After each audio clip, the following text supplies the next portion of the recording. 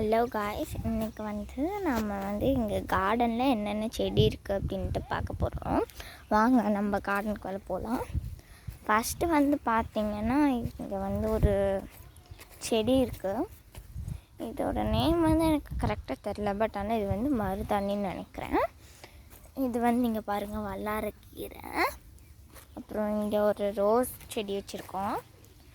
அப்புறம் இங்கேயும் ஒரு ரோஸ் இருக்குது. அப்புறம் இங்கேயும் ஒரு ரோஸ் செடி இருக்குது. அப்புறம் வாங்க காய்ஸ், அடுத்ததுக்கு போகலாம். இங்கே பாருங்கள், இங்கேயும் ஒரு ரோஸ் இருக்குது. அப்புறம் இங்கே ஒரு ரோஸ் இருக்குது. அப்புறம் இங்கே ஒரு 7 days ரோஸ் இருக்குது. அப்புறம் இங்கே ஒரு பொம்மக்ரானட் செடி இருக்குது, சாரி. அப்புறம் இங்கேயும் ஒரு பொம்மக்ரானட் செடி தான் இருக்குது. இப்போ இங்கே போகலாம். இங்கே பாருங்கள், இது அரசாணிக்காய் அப்படின்னு சொல்லுவாங்க, பூசணிக்காய்னு சொல்லலாம். இது நான் நினைக்கிறேன் இது என்னன்னு தெரில கரெக்டாக.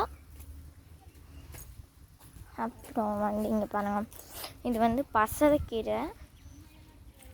அப்புறம் இங்கே பாருங்கள், இந்த செம்பருத்தி இப்போ தான் மொக்கு விட்டுருக்கு. இன்னும் கொஞ்ச நாள் ஆகும் அது பழுக்கிறதுக்கு. இப்போ பாருங்கள், அந்த அரசாணிக்கு எவ்வளோ பெருசாக வந்திருக்கு அப்படின்ட்டு. அப்புறம் இது பிங்க் கலர் செம்பருத்தி. இதில் கொஞ்சம் மொக்கு அப்புறமேல் தான் விடுன்னு நினைக்கிறேன். அப்புறம் இங்கே பாருங்கள், இது குட்டி தென்னம்பிள்ளை. அப்புறம் இதுவும் அதே தான், பசலைக்கீரைன்னு சொன்னேன்ல, அதுதான். அப்புறம் இது கொய்யா.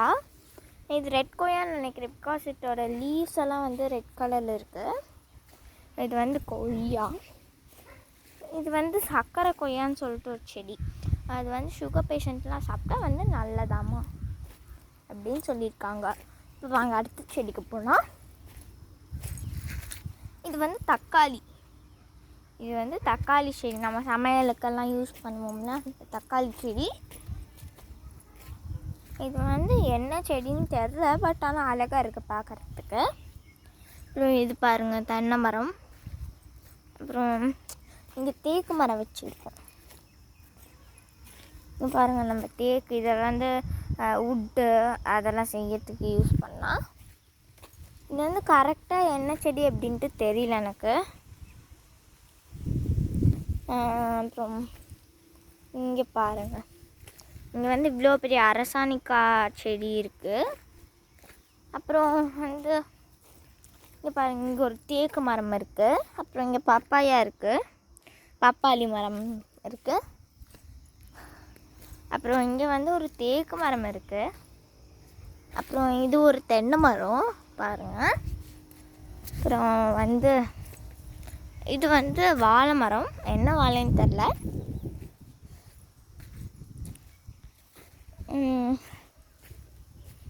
அப்புறம் இங்கே பாருங்கள், இது கொய்யா மரம். இது ஒயிட் கொய்யா, நார்மல் கொய்யான்னு தான் நினைக்கிறேன். அப்புறம் இங்கே பாருங்கள், இது ஏதோ இந்த அரசாணிக்காய்ன்னு சொன்னதில்ல, அதுதான். அப்புறம் இங்கே பாருங்கள், இது ஒரு தென்னை மரம். இது இப்போ நம்ம வாழைக்காடுக்குள்ளே போகலாம். இங்கே பாருங்கள், இதெல்லாம் இருக்குது. இது ஒரு கொய்யா. இங்கே பாருங்கள், நடுவில் செவ்வாழை தெரியுது. இங்கே பாருங்கள், இதெல்லாம் எங்களோட வாழைக்காடு. வாங்க இப்போ நம்ம இப்படிக்கா போகலாம். இப்போ பாருங்கள், நான் உங்களுக்கு ஒரு பல சீப்பு காட்டுறேன். இங்கே பாருங்கள், இங்கே ஒன்று இருக்குது. அப்புறம் அங்கே ஒரு வாழைப்பூ இருக்குது. அப்புறம் இங்கே இதெல்லாம் இருக்குது. அப்புறம் இது கொழுமிச்சம்பழ செடி, சரிங்களா? ஓகே, இது கொழுமிச்சம்பழ செடி.